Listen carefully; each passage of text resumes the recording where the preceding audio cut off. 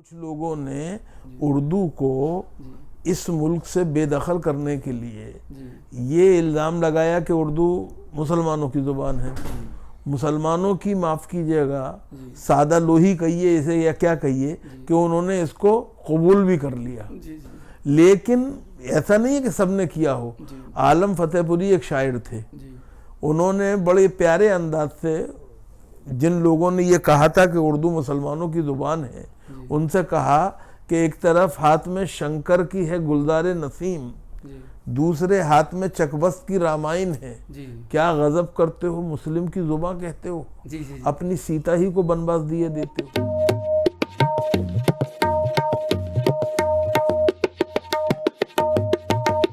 दोस्तों, मेरा नाम अभय कुमार है और आज मेरे साथ अख्तरुल वासी साहब हैं।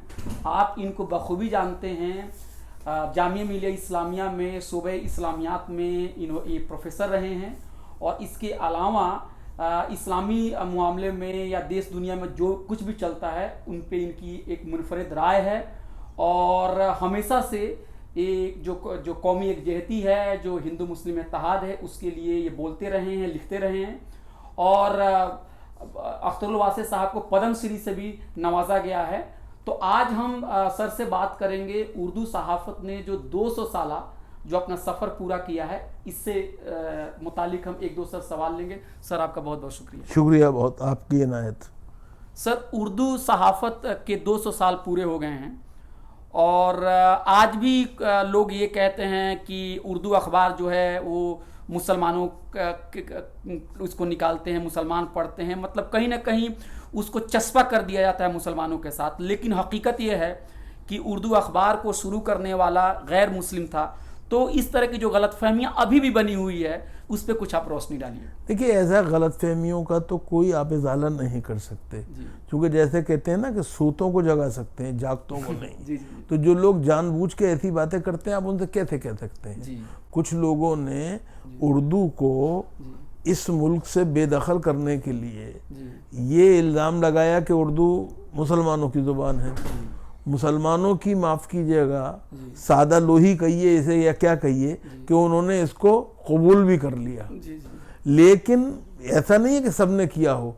आलम फतेहपुरी एक शायर थे, उन्होंने बड़े प्यारे अंदाज से जिन लोगों ने ये कहा था कि उर्दू मुसलमानों की ज़ुबान है, उनसे कहा कि एक तरफ हाथ में शंकर की है गुलदारे नसीम, दूसरे हाथ में चकबस्त की रामायण है।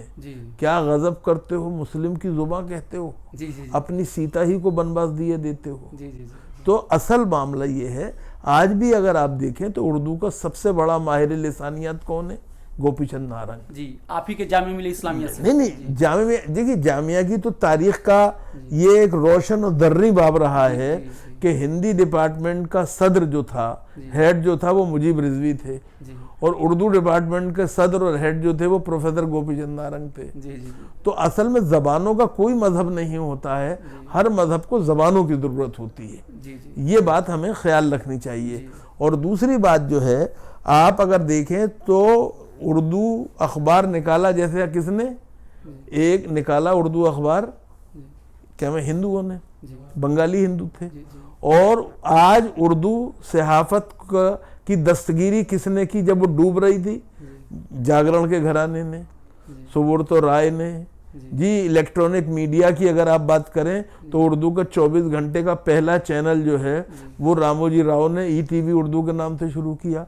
तो बात ये है, आज भी उर्दू का जो सबसे कसीरुल इशाअत अखबार रहा है हमारे ज़माने में, अब वो ज़ाहिबत वक्त के साथ चीज़ें बदलती, नहीं, क्या मैं हिंद समाचार सबसे बड़ा अखबार, सबसे कसीरुल इशाअत अखबार था।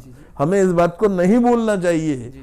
और तो एक ये बात है, वक्त के साथ चीज़ें आती हैं जाती हैं। असल मसला ये है कि हमें ये समझना चाहिए कि ज़बानें जो हैं वो संवाद के लिए हैं, विवाद के लिए नहीं। तो आप ये कहना चाहते हैं कि मुसलमान जो हैं वो अपने फ़राइज़ को अंजाम नहीं दे रहे हैं? मैं मुसलमान और हिंदू की बात ही नहीं कर रहा। मैं तो ये कह रहा हूँ कि वो तमाम लोग जो अपने आप को उर्दू वाला कहते हैं, उनका मजहब कोई हो, मुझे उससे कोई मतलब नहीं है। अगर वो अपनी जिम्मेदारियां पूरी नहीं कर रहे हैं तो उर्दू के लिए के साथ नाइंसाफी कर रहे हैं। याद रखिए, मैं हमेशा बात कहता हूँ और आपके सामने भी उसे दोहराता हूँ कि 4 चीज़ें जो हैं उनको मैदे से नहीं देखना चाहिए, दिल से देखना चाहिए। कौन कौन सी एक मुल्क, एक मजहब, एक माँ और एक मादरी जबान। तो 4 मीम हो गए। हाँ जी सर के जो मज़ामीन हैं वो भारत के बहुत सारे अखबारात में छपते हैं। मैंने इनकलाब में, राष्ट्रीय सहारा में सर के जो मज़ामीन है मैं पढ़ते रहता हूँ। तो सर जो उर्दू सहाफ़त के सामने कुछ दरपेश जो चैलेंजेस हैं उसके बारे में कुछ आप कहेंगे? देखिए, उसके सबसे बड़ा चैलेंज तो ये है कि उर्दू वाले उर्दू अखबार ख़रीदें, नंबर 1। नंबर 2, जब आप उर्दू अखबार ख़रीदेंगे तो जो बाज़ार है वो भी उर्दू को अपनी जगह देगा इश्तहारों के ज़रिए, क्योंकि उसे मालूम है कि उर्दू में इश्तहार देने तो कोई फ़ायदा नहीं है।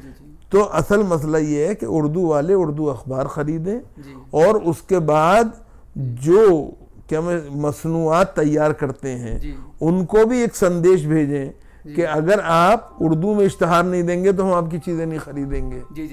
तो एक तरह से ये काम करना पड़ेगा। सरकार को भी ज़बानों की सरपरस्ती करनी चाहिए। जी। अच्छा सर, एक बात मैं और पूछना चाहता हूँ कि जो उर्दू सहाफ़त है उसको कई बार कहा जा रहा है कि सरकार की तरफ से उनको सरपरस्ती नहीं मिलती है, तो क्या इस बात में आप दम देखते हैं? नहीं, देखिए, सरकारों का मामला जो है, बात यह है कि सरकार जो है उर्दू का जो पूरा, अगर आप तारीख़ी पस मंज़र में उर्दू को देखें तो सवाल ये है कि हिंदुस्तान में मुसलमानों के दौरे हुकूमत में 600 साल तक किस ज़बान की हुकूमत रही है? फ़ारसी की थी, किला मोहल्ला में। वो क्या वजह थी जो हमें सोचना चाहिए कि किला मोहल्ला से फ़ारसी निकली और उर्दू मोहल्ला जा बैठी? ये गौर कीजिए। वजह ये कि उर्दू ज़बान जो है वो पैदा जो है वो बुनियादी तौर पे हुई खानकाह में। अमीर खुसरो उसके जनक हैं, निज़ामुद्दीन औलिया उसके एक तरह से सरपरस्त थे, और खानकाह से निकल के वो बाज़ार में आई। उसने जो बाज़ार की क़ुव्वतें थीं जिसमें फ़ौजी भी थे और दुकानदार भी थे, उनसे अपना रिश्ता बनाया और एक दिन इतनी मजबूत बन गई। आज भी मार्केट फोर्सेस का ज़माना है ना, आज भी तो मार्केट फोर्सेस जो हैं उस ज़माने की, उन्होंने ज़िल्ले इलाही को इस पे मजबूर किया, ज़िल्ले इलाही को, कि वो फ़ारसी को बेदखल करके और उर्दू को उसकी जगह दे। तो सवाल ये कि अगर आज भी उर्दू वाले उर्दू के लिए वो माहौल बनाएंगे, मार्केट फोर्सेस जो हैं उसके लिए वो जगह पैदा करेंगी, तो माफ़ कीजिएगा, इस मुल्क के हुक्मरान भी उसको नज़रअंदाज नहीं कर सकते। अच्छा, पहले के ज़माने में उर्दू के बड़े बड़े सहाफ़ी हुआ करते थे, जैसे आपने कहा मौलाना आज़ाद को या फिर हज़रत मोहानी साहब थे। तो आज के दौर में उस तरह के सहाफ़ी का फकदान है या हम ऐसा सोच ले कि पहले की चीज़ें बहुत अच्छी होती? देखिए, ऐसी कोई बात नहीं है, माजी में एक रूमानियत होती है, ऐसी बात नहीं है। आज भी माफ़ कीजिएगा, हम ये नहीं बोल सकते कि हमने उस्मान फारूक खलीद को देखा है, हमने अहमद सईद मलियाबादी को देखा है, हमने अब्दुल हमीद अंसारी को देखा है, हमने आबिद अली खां को देखा है, हमने महबूब हुसैन जिगर को देखा है। और नई नस्ल में भी अगर आप देखें, नई नस्ल में भी अगर आप देखें तो शाही सिद्दीकी हों, चाहे मीम अफजल हों, मासूम मुरादाबादी हों, अब्दुल वदूद साजिद हों, जी अब्दुल माजिद निज़ामी हों, एक तरह से पूरे लोग हैं। कल जो हैं आज से 50 साल के बाद इनको भी आप इसी तरह याद करेंगे जैसे कि हम आज याद कर रहे हैं अपने पुराने वालों को। जी सर। सो फाइनल जो मेरा आखिरी जो सवाल है, 200 साल तकरीबात मनाई जा रही है उर्दू सहाफ़त की, उसका जो सफ़र है बहुत ही बेहतरीन रहा है। और दिल्ली में आपको 30 मार्च को मासूम मुरादाबादी जो बुज़ुर्ग सहाफ़ी है उनकी क़यादत में एक बहुत बड़ा जलसा हो रहा है, जिसमें देश और दुनिया के बड़े बड़े सहाफ़ी लोग आ रहे हैं, उसमें आप भी शिरकत कर रहे हैं। तो एक पैगाम जो है, जो भी जो क़ारीन हैं या जो उर्दू से मोहब्बत करने वाले जो लोग, उनके नाम आप दे दीजिए। देखिए, मैं सिर्फ एक तो मासूम मुरादाबादी को मुबारकबाद देता हूँ उनकी पहल पे कि उन्होंने हम सबको जगाया और तैयार किया इसके लिए। दूसरी तरफ मैं उर्दू वालों से, मैं फिर कहूँगा उर्दू वालों से, जी जी समझे, हिंदू और मुसलमानों से बात नहीं कर रहा हूँ, जब वो जहाँ बसते हों, जहाँ रहते हों, अपने घरों में अखबार मंगाएं, जी अपने बच्चों को उर्दू की किताबें तोहफे में दें और अपने बच्चों को के ज़रिए उर्दू में किताबें तोहफे में देने की आदत डालें। जी। तो दोस्तों बहुत बहुत शुक्रिया सर, आपने हमसे बात की और हमारे साथ पद्म श्री अख्तरुल वासे साहब, HOD, प्रोफेसर इस्लामियात के अखबारात में इनके मज़ामीन हर मौजू पे आते रहते हैं। सर आपने बात की और इतना अच्छा पैगाम दिया, आपका बहुत बहुत शुक्रिया। नहीं, बहुत शुक्रिया अभय जी। और एक बात यह है कि इस मौके पे ये भी बहुत दिलचस्प बात है कि वो अखबार जो कभी बंगाली हिंदुओं ने निकाला था, आज उसकी 200 साला तकरीबात जो हैं उनको आवाम तक पहुंचाने के लिए, कवरेज के लिए एक बिहारी हिंदू जो है वो सामने आया है। Sir thank you very much हमारी इज्जत अफजाई के लिए।